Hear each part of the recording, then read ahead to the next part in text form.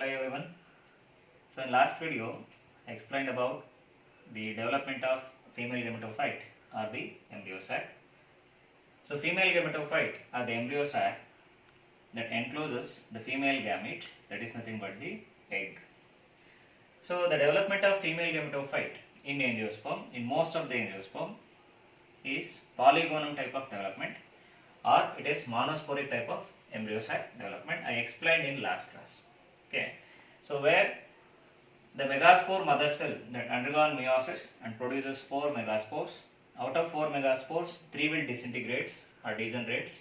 Those megaspores which are found near the micropylar region or towards the micropylar end, and only one functional megaspore, that is at the chalazal end, that enlarges in size and goes on dividing mitotically and produces 8 nucleate stage, and all those 8 nuclei they arrange themselves within the embryo sac and they form an organized or an assembled embryo sac.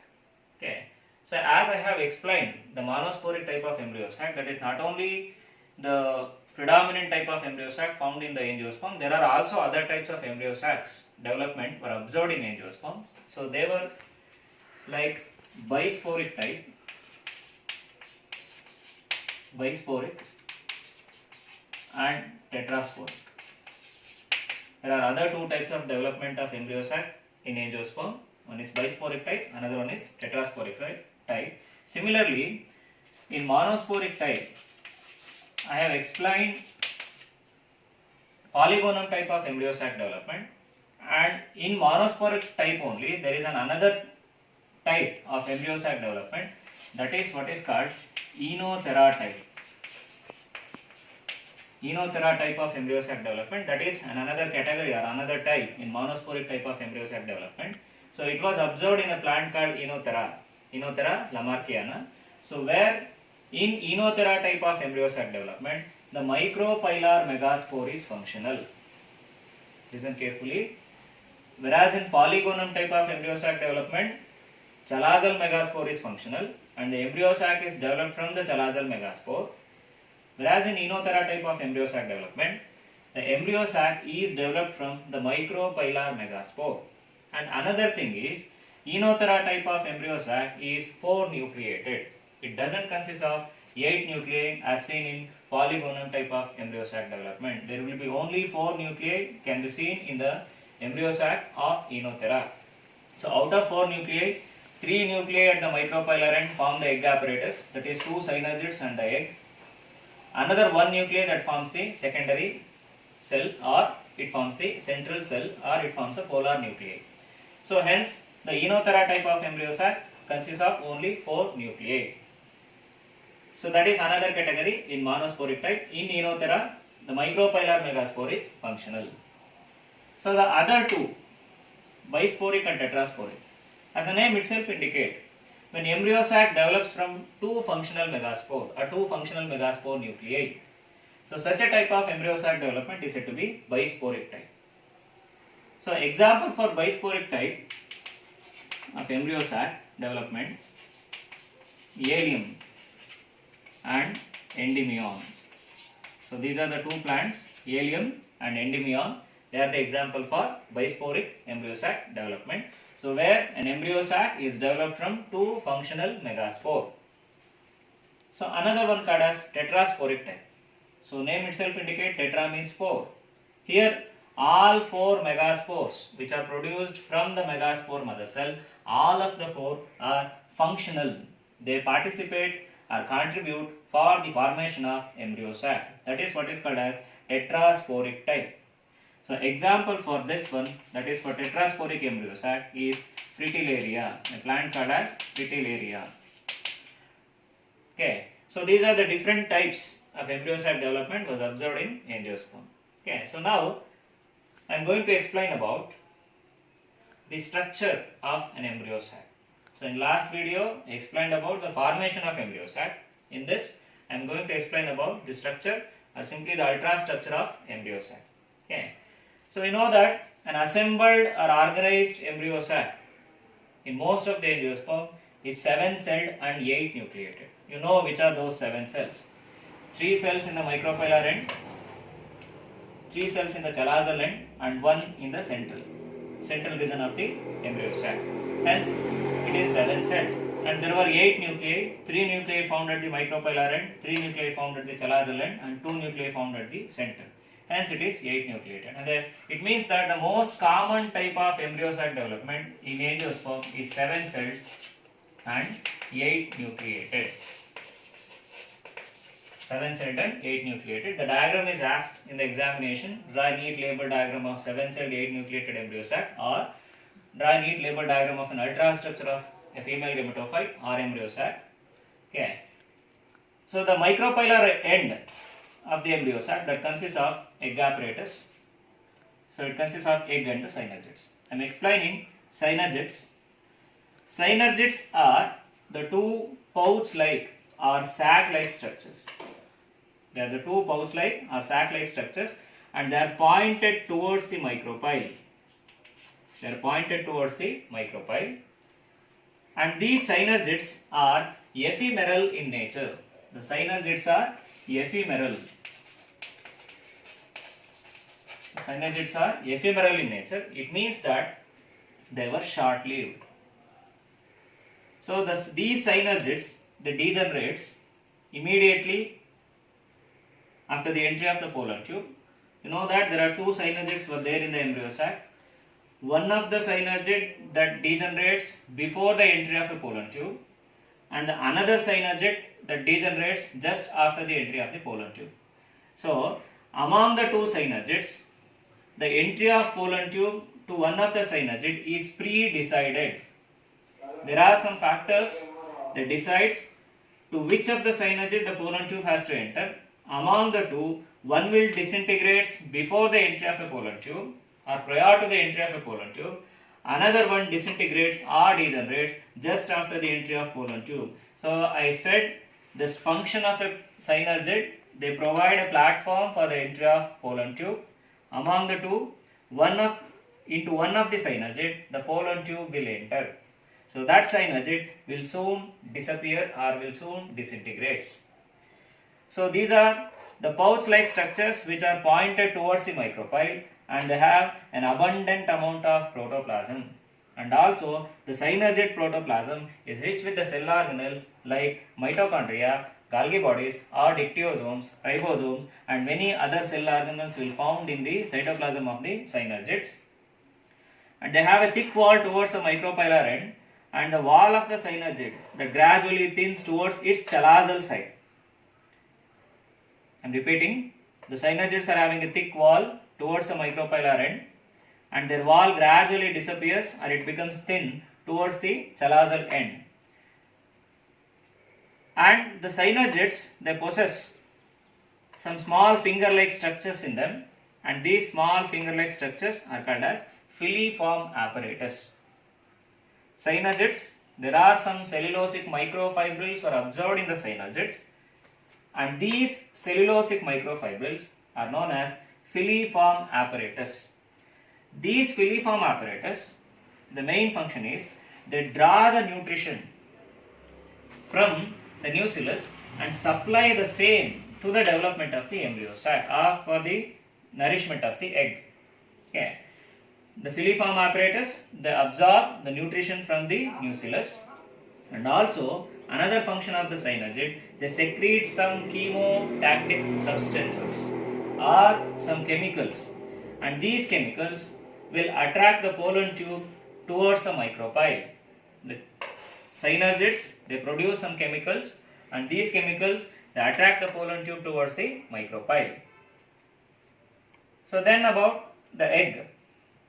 So egg is nothing but the female gamete. There will be only one egg is found inside the embryo sac. This is a female gamete. In the earlier stages of the development of the egg, so egg is highly active during its early period or early stages of the development. Gradually, the activities, the metabolic activities inside the egg, it gradually slows down. So, and it will become inert. Synergids are the highly active cells when compared to egg. The egg encloses a very large amount of protoplasm along with some cell organelles, and mitochondria. In egg, they have few number of cristae. You know what are cristae? They are the finger-like projections found inside the mitochondria. And mitochondria found in the egg, they have few cristae. And another interesting thing, the egg encloses the protoplasm of the egg that encloses the plastids. Okay. So, and the egg that encloses a very dense, a prominent female nuclei. So then, after the egg, the another cell found inside the embryo sac is a central cell. Central cell is the largest cell in the embryo sac, and this central cell, it encloses a pair of polar nuclei. You know that how polar nuclei are produced. So each of them, they moves from two opposite poles, that is from chalaza, another one from micropyle. So there are a pair of haploid polar nuclei observed in the central cell, and central cell encloses a very large amount of protoplasm with all different types of cell organelles. That indicates central cell is metabolically highly active. So this central cell later it forms the endosperm. The two haploid nuclei found inside the central cell, they are regarded as polar nuclei. They fuse with one male gamete and it produces the primary endosperm nuclei.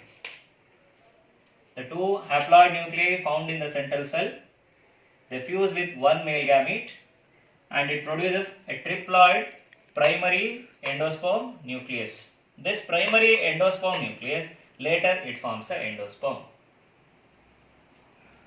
And the last structures found inside the embryo sac are the antipodal cells.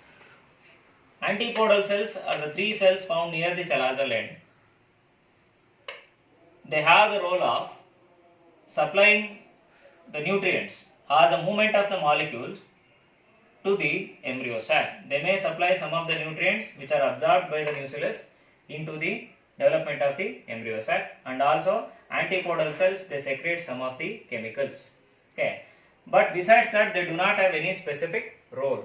Okay, so this is the structure of an embryo sac, an organized or an assembled embryo sac. It consists of an egg apparatus at the micropyle end, consists of two synergids and the egg, and there is a central cell, consists of two polar nuclei, and at the chalazal end there will be three antipodal cells. All the cells found in the embryo sac, all are haploid.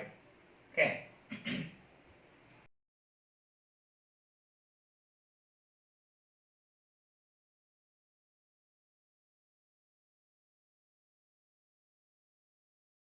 So hello students.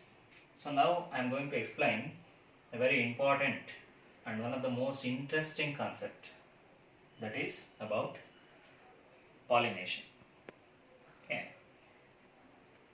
So pollination in angiosperms or in flowering plants, it is one of the most important mechanism that results in fruit setting, seed formation and seed dispersal.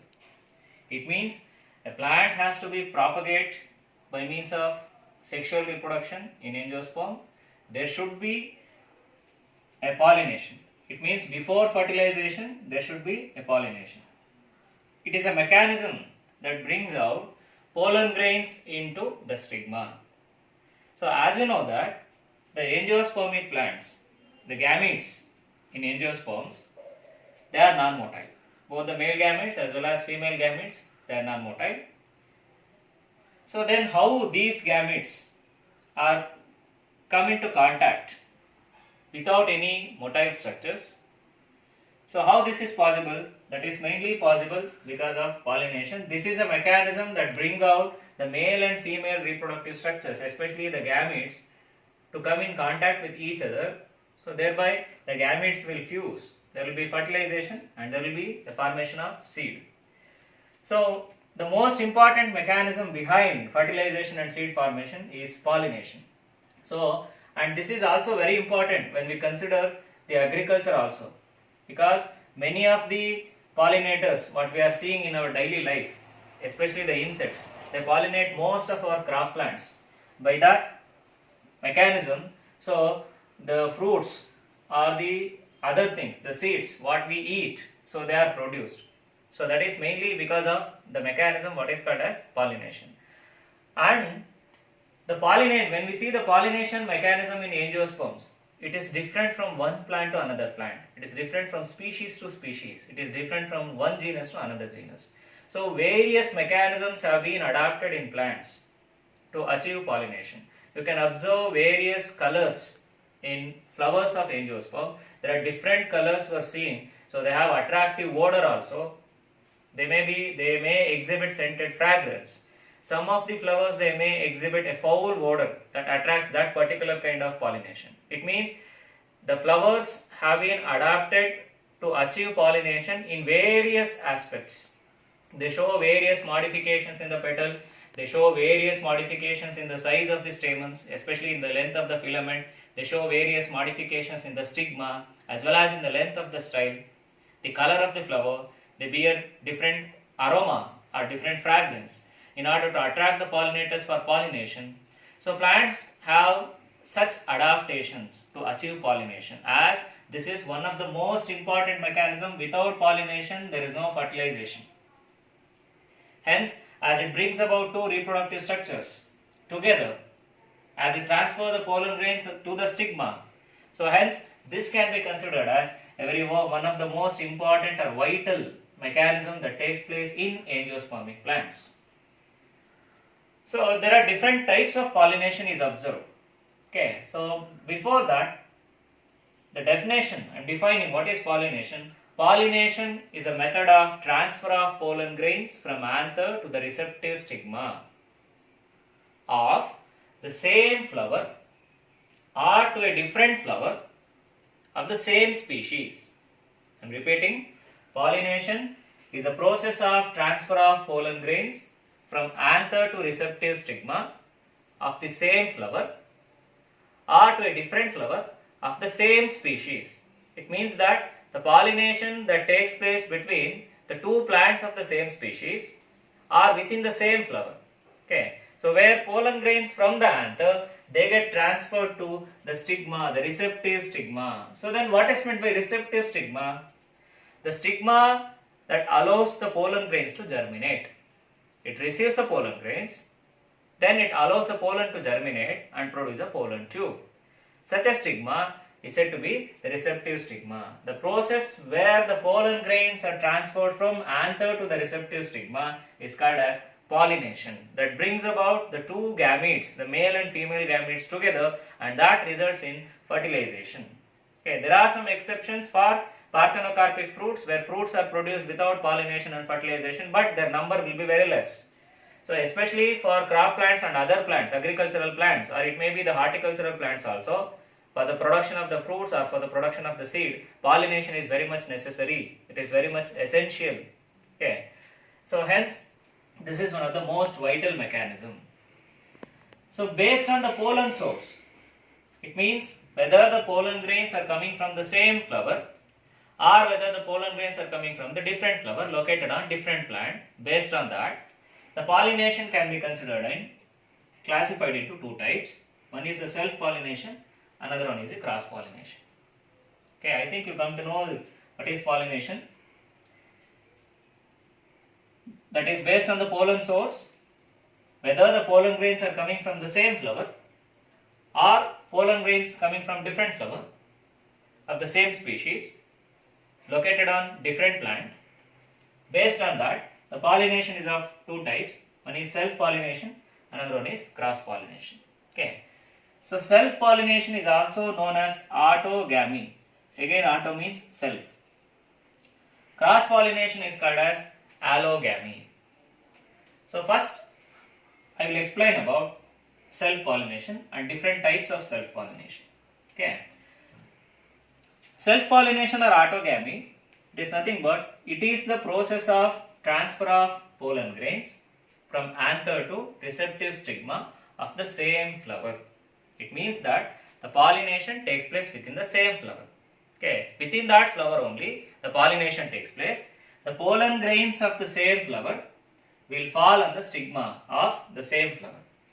So the process of transfer of pollen grain from anther to receptive stigma of the same flower is known as self-pollination. It is also called as autogamy. So there are different modes were observed in self-pollination. So like homogamy, chasmogamy, cleistogamy and geitonogamy. So basically, a plant to achieve self-pollination, the first condition should be the flower should be bisexual. That is the first condition. In bisexual flower only there will be a chances of self-pollination. In unisexual flower there is no chances of self-pollination at all. To achieve self-pollination, the flowers should be bisexual. That is one condition. That is the presence of bisexual flower. Bisexual flower is one condition. Another condition for self-pollination, both the male and female reproductive structures, that is both the androecium as well as gynoecium, they should mature. They should mature at same time. They should mature at same time. It means there should be a synchrony between the male and reproductive parts of the flower. They should mature at the same time. It means the anther to dehisce and the stigma to receptive, that should be the same time. When pollen grains, when they just fall on the stigma, at that moment the stigma should allow those pollen grains to germinate. So that is what we call as synchronization between the male and female reproductive part to achieve self-pollination. That is a major condition. And another thing, the androecium and the gynoecium should lie very close to each other in a flower. Now I am explaining the conditions for self-pollination. The first condition is the flower should be bisexual. The second one is there should be a synchronization between the male and female reproductive organs. They should mature at the same time. And another thing, the androecium and the gynoecium, the stamens should lie very nearer to the stigma. And the flowers should be exposed, or it may be sometimes even they may be closed also. In such conditions, the plants can achieve self-pollination. Okay, so among this, the first condition, the different types, is homogamy. So here, as the name itself indicates, homo means same. So it is a condition where the androecium and the gynoecium, they mature at the same time. Okay, there will be a synchronization between the androecium and the gynoecium. At that time only, when anther dehisces, the pollen grains will directly fall on the stigma. By the meantime, the stigma allows such pollen grains to germinate. So that condition, that is what is called as homogamy. Here we can observe synchronization between the male and female reproductive structures. They mature at the same time. That is what is called as homogamy. So for example, the plants like Vinca rosea, and plants like Mirabilis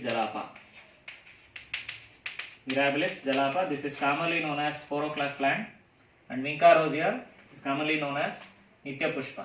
Okay, so the most commonly seen plants, the most widely distributed plants, these two are Vinca rosea and Mirabilis jalapa. The next one is chasmogamy. Chasmogamous flowers, these are the flowers which are well exposed. It means these flowers, they bear well exposed stamens and stigma. The flowers will bear well exposed reproductive parts, well exposed stamens as well as the stigma. So thereby they can achieve self-pollination easily. The stamens and stigma, they are of same height. The stamens will come nearer to the stigma, and flowers, they exhibit the well exposed reproductive parts. And such flowers are said to be chasmogamous flower, and the method of such pollination is said to be chasmogamy.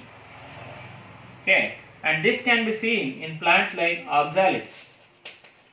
It is commonly known as Kudisopu in Kannada. So might have seen, and we are giving oxalis as an example for subaerial stem modification as a runner. Okay, so in oxalis we can see well exposed yellow colored flowers. So where it is an example for chasmogamy. It means the stamens and stigma, they are very nearer to each other and they were well exposed. Okay, the next one is cleistogamy. So here the meaning of cleisto is closed. Cleisto means closed. It means, what are cleistogamous flowers? The flowers which are usually unopened, or the flowers which are closed.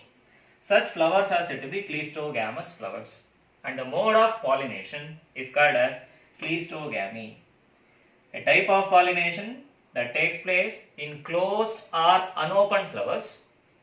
Such a type of pollination is called as cleistogamy. So I have an example here, that is an example called Commelina bengalensis. The plant is known as, you might have seen commonly, okay, in your farm, or it's one of the weed that commonly grows in moist places. Okay, a monocot plant. The plant called as Commelina bengalensis, and you can observe the cleistogamous flowers here. Clearly you can see the cleistogamous flowers. So here the flowers are unopened. The flowers are unopened. You might have observed the cleistogamous flower. So this is not a flower stalk that is coming from the base of the stem where flowers are developed. Okay. So what are cleistogamous flowers? The flowers which remain unopened or the flowers which are closed. One of the most common plant you might have observed in moist areas. That is what is called as Commelina bengalensis. You can see, if you see Commelina bengalensis, you pluck out the plant, you can observe the cleistogamous flowers. Okay, so this is an example for cleistogamy. And also another most common example for cleistogamy is Arachis hypogea. Arachis hypogea. Arachis hypogea is nothing but the groundnut. Okay, so in groundnut, that's why the groundnut fruits they develops beneath the soil, because as the bears flowers beneath the soil, and the name groundnut is also given for such reason, as the fruits which are produced within the soil or beneath the soil, so as it bears cleistogamous flowers. So in both of these plants, the flowers are unopened and underground. The flowers are unopened and underground. So cleistogamy is nothing but a kind of pollination that takes place with the closed or unopened flowers. The best example is Arachis hypogea, that is nothing but the groundnut, and Commelina bengalensis.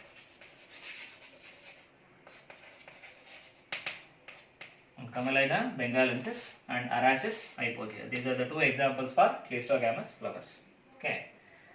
On the other hand, geitonogamy, where geitonogamy can be considered as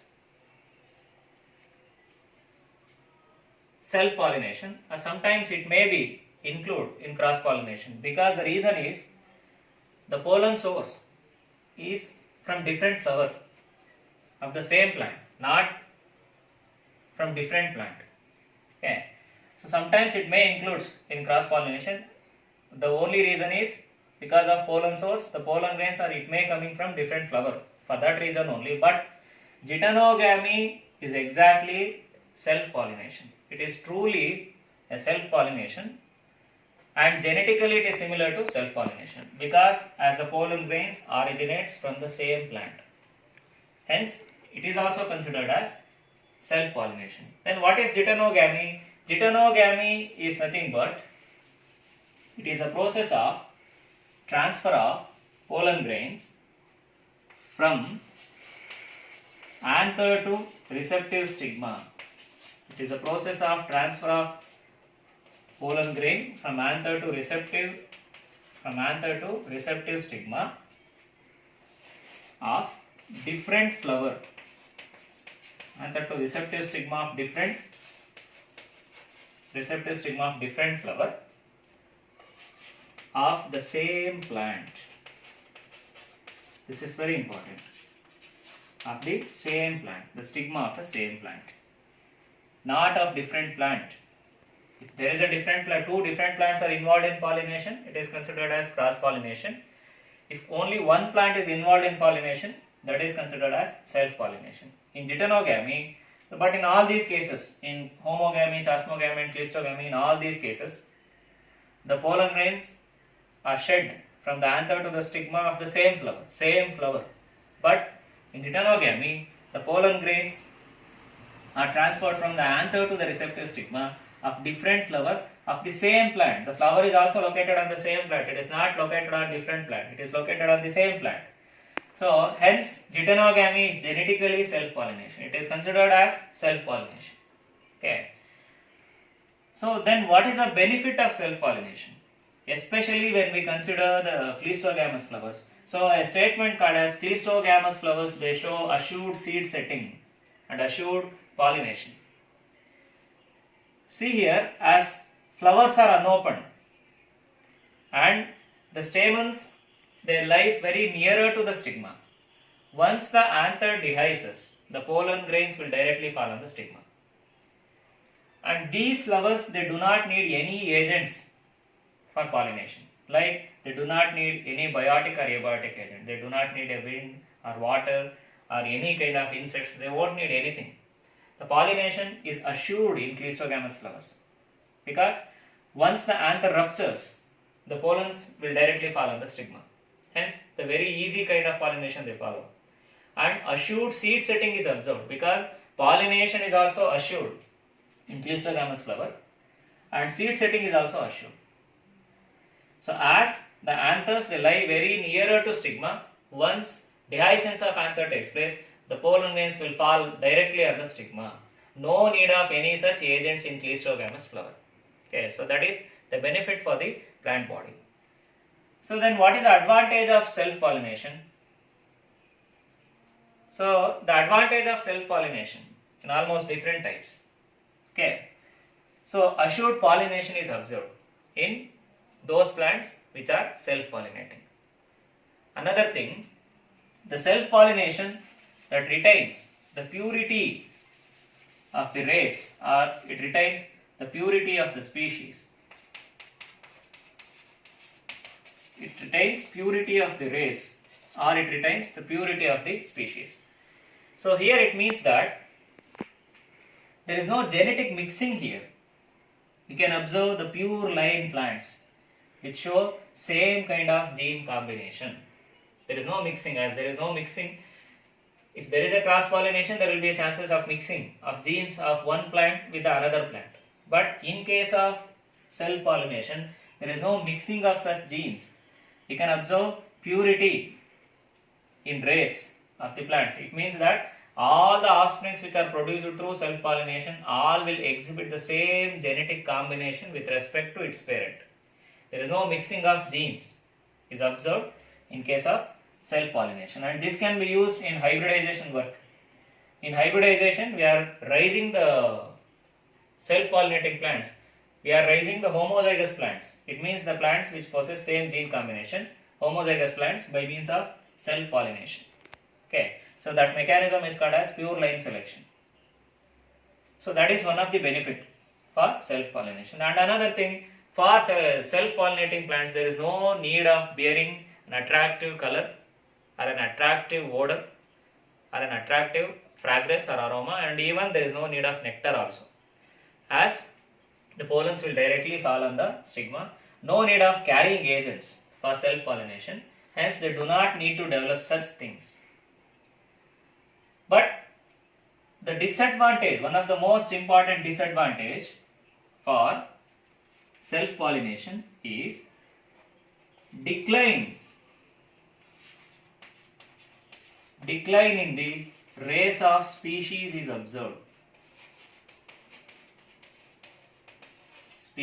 Decline in the race of species. It means that due to continuous self-pollination, the race of the species that gradually declines in its number, as because there is no variation in the nature, that particular species gradually decline in its number because due to continuous self-pollination. Okay, the such types of race or the species, their number will gradually decline. That is due to self-pollination without any variations. As there is no variation in the environment is observed or in the nature is observed, such species will gradually decline. That is what is called as decline in the race of the species. Sometimes it is referred as inbreeding depression. Okay, So then no variations at all. In self-pollination, no variations at all. So these are the disadvantages of self-pollination. Okay. Sometimes, for example, if a plant is very much susceptible to disease, in such plants there will be a continuous self-pollination. Gradually, all the progenies produced by that plant will be susceptible to the disease. Then their number gradually decreases. Or if a plant is susceptible to drought, or if a plant is susceptible to some kind of stress, in such plant, if there is a continuous self-pollination, all the progenies also face the same problem. Either they are susceptible to disease, or they are susceptible to stress, or it may be for drought. All progenies also face the same problem. Gradually, the number will decreases in the nature. That is what is called as inbreeding depression.